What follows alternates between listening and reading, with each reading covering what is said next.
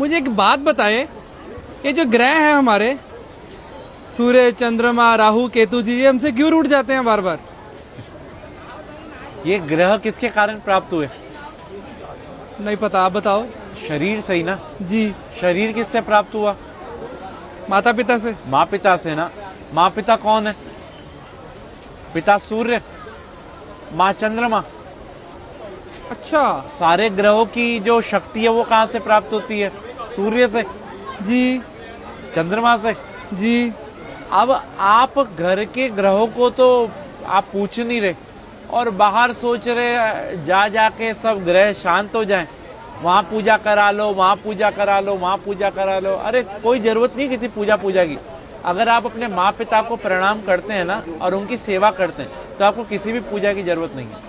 मतलब जो बाहर दान पुण्य करता है, किसी गरीब को, किसी नीडी को खिला रहा है, और घर में माता पिता को नहीं पूछ रहा, तो कोई फायदा नहीं दान पुण्य का भी। क्या फायदा ये तो बताओ। और मंदिर गुरुद्वारे जाने का भी कोई फायदा कोई नहीं। फायदा नहीं। भाई सबसे पहले भगवान कौन है? माता पिता। जिसने अपने माँ पिता की सेवा कर ली उसने सब कुछ जीत लिया। अगर वो अपने माँ पिता की सेवा नहीं कर सकते तो उनका कोई भी दान व्यर्थ है। आज जो गणेश जी अग्रसर हैं, सबसे पहले उन्हीं की पूजा होती है। क्यों? उन्हें ब्रह्मांड के 3 चक्कर की जगह माँ पिता की परिक्रमा कर ली थी। तो हम कैसे खुश कर सकते हैं अगर कोशिश करना चाहे कोई बच्चा? भाई अपने माँ पिता से पूछो उनको कहाँ जाने की इच्छा है। अगर आप कैपेबल हैं तो उनके साथ जाओ, उनको तीर्थ कराओ, उनको अच्छी अच्छी चीजें जो उनको पसंद है वो खिलाओ, उनको उनके पसंद की चीजें ला के दो। पिता तो फिर भी एक बार वो कह देगा बेटा ये नहीं, ये ला दे, ये नहीं। माँ को कुछ नहीं चाहिए, माँ को तो ये चाहिए उसका बेटा उसकी सुन ले। हाँ। तो हम लोग अगर अपने माँ पिता के साथ समय बिताएंगे ना तो उनका अनुभव, और अनुभव से बड़ा कोई भी टीचर नहीं होता। और आज के टाइम में यही विपरीत हो रहे हैं सब। सास ससुर को और बहू को प्यार करते हैं, बेचारी माँ जिसने जन्म दिया उसे जयराम जी की कर देते हैं।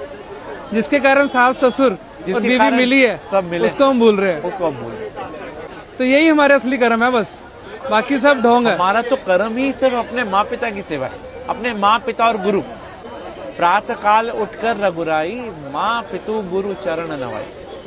भगवान राम भी सुबह उठते ही सबसे पहला काम यही करते थे। माँ पिता की ही सेवा हर एक मनुष्य ने करी और वो भगवान बना।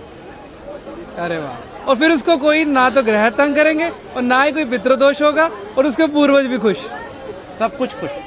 तो राहु केतु फिर तभी आकर परेशान करते हैं। भाई राहु केतु कौन है? बुध, चंद्रमा, सूर्य, शुक्र कौन है? शनि कौन है? हमारे ही पास रहने वाला एक व्यक्ति राहु है, एक केतु है, एक चंद्रमा, एक सूर्य, एक शनि है। तो हम इन सबको, भाई सबको तो नहीं मना सकते ना, लेकिन जो इनकी एनर्जी का केंद्र है उसको मना लो ना।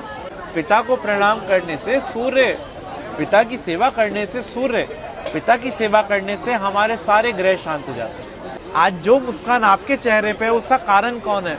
माता पिता ना। तो वही मुस्कान अगर उनके चेहरे पे आ रही है तो, और कारण आप हो, तो वाह। आपकी वाणी सौम्य होगी तो आपका बुध अच्छा है। आप अगर तेजवान है तो आपका सूर्य अच्छा है। आप अगर सौम्य है तो आपका चंद्रमा अच्छा है। आपकी पत्नी अच्छी मिल गई तो आपका शुक्र अच्छा है। अगर 5-7 गर्लफ्रेंड मिल गई तो और अच्छा है?